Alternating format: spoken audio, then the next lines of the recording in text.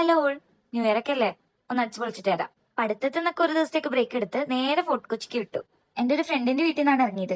Evening വെളി ഗ്രൗണ്ടിലേക്ക് പോകുന്ന വഴി ഫുൾ നല്ല കളർഫുൾ ആയിരുന്നു. എല്ലാ വീടുകളും നല്ലപോലെ ഡെക്കറേറ്റ് ഒക്കെ ചെയ്ത് നല്ലോണം ഒരുക്കി വെച്ചിട്ടുണ്ടായിരുന്നു. ആ ഒരുക്കം മാത്രമല്ല കേട്ടോ, ഇതുപോലെ ഓരോരോ രൂപങ്ങളെയും വഴിയിൽ കാണാൻ പറ്റുമായിരുന്നു. അതൊക്കെ കണ്ടതാ വെളി ഗ്രൗണ്ടിലേക്ക് എത്തി. ദ ഫേമസ് ട്രീ, എന്ത് ഭംഗിയായിരുന്നു അറിയോ ഇത്തവണത്തെ ട്രീ. നല്ല വാം ലൈറ്റ്സ് ഇട്ടുകൊണ്ടാണെന്ന് തോന്നുന്നു. നല്ല ഭംഗിയുണ്ടായിരുന്നു അതിന്റെ അടിയിൽ നിൽക്കാൻ. പിന്നെ അവിടുത്തെ രണ്ട് പപ്പാനീനെയൊക്കെ കണ്ട് ഒരു ഓറഞ്ച് ജ്യൂസ് ഒക്കെ കുടിച്ച് കുറച്ച് നടന്നു. പിന്നെ പരേഡ് ഗ്രൗണ്ടിലേക്കാണ് പോയതെങ്കിലും കുറച്ച് നേരം ഒരു ആശ്വാസം കിട്ടാൻ വേണ്ടിയിട്ട് ബീച്ചിന്റെ അവിടെ പോയിരുന്നു കേട്ടോ. അവിടെ നിന്ന് കുറച്ച് ഉപ്പിലിട്ട വാങ്ങി ചോളമൊക്കെ കഴിച്ചിങ്ങനെ നടന്ന് അവിടെയുള്ള റോഡ് സൈഡിലെ കടകളിലൊക്കെ ഒന്ന് കയറി എന്തൊക്കെയോ കഴിച്ചു. ദെൻ പരേഡ് ഗ്രൗണ്ടിൽ എത്തിയപ്പോ അവിടുത്തെ വലിയ ക്രിസ്മസ് പപ്പാനീനെ കണ്ടു. അപ്പൊ പിന്നെ ഇന്ന് ഇവിടെ തന്നെ നിൽക്കാം, ബാക്കി ടൈം തീരുമാനിച്ച അവിടെ തന്നെ നിർപ്പായി.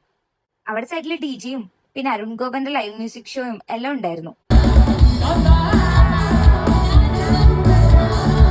അതൊക്കെ എൻജോയ് ചെയ്ത് അടിച്ചു പൊളിച്ച് നിൽക്കുമ്പോഴത്തേക്കും സമയം 12 ആയി. ഞാൻ ആദ്യമായിട്ടാണ് പപ്പാഞ്ഞിനെ കത്തിക്കുന്നത് ഇത്ര അടുത്താണെന്ന്. നല്ല രസമുണ്ടായിരുന്നു.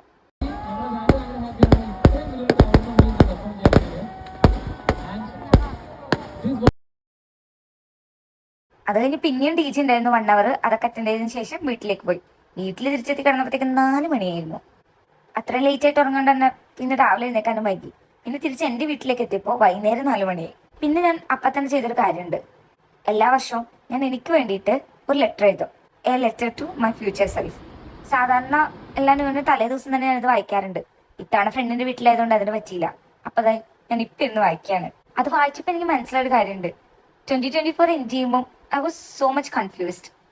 ഇപ്പൊ നോക്കുമ്പോൾ എനിക്ക് കൺഫ്യൂഷൻസ് ഒക്കെ കുറെ മാറിയിട്ടുണ്ട്. അത് വായിച്ച് ഒരു സന്തോഷമൊക്കെ കിട്ടി.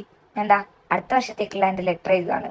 കഴിഞ്ഞ തവണ എൻ്റെ ഒരു ജേണൽ ഉള്ളതുകൊണ്ട് അപ്പൊ തന്നെ ആ ലെറ്റർ എനിക്ക് അതിൻ്റെ ഉള്ളിൽ വെക്കാൻ പറ്റിയിരുന്നു. ഇത്തവണ എക്സാം ഒക്കെ ആയതുകൊണ്ട് എനിക്ക് ജേണൽ ഒന്നും വാങ്ങാൻ പറ്റിയില്ല. പിന്നെ ജേണൽ വാങ്ങുന്ന ദിവസം വെക്കാൻ വേണ്ടിയിട്ട് ലെറ്റർ എഴുതി സൂക്ഷിച്ചു വെച്ചിട്ടുണ്ട്. അപ്പൊ എല്ലാവർക്കും ഹാപ്പി ന്യൂ ഇയർ. നിങ്ങളുടെ എല്ലാ ആഗ്രഹങ്ങളും ഈ വർഷം നടക്കട്ടെ. എല്ലാവരും ഹാപ്പി ആയിട്ടിരിക്കുക. അപ്പൊ happy new year once again.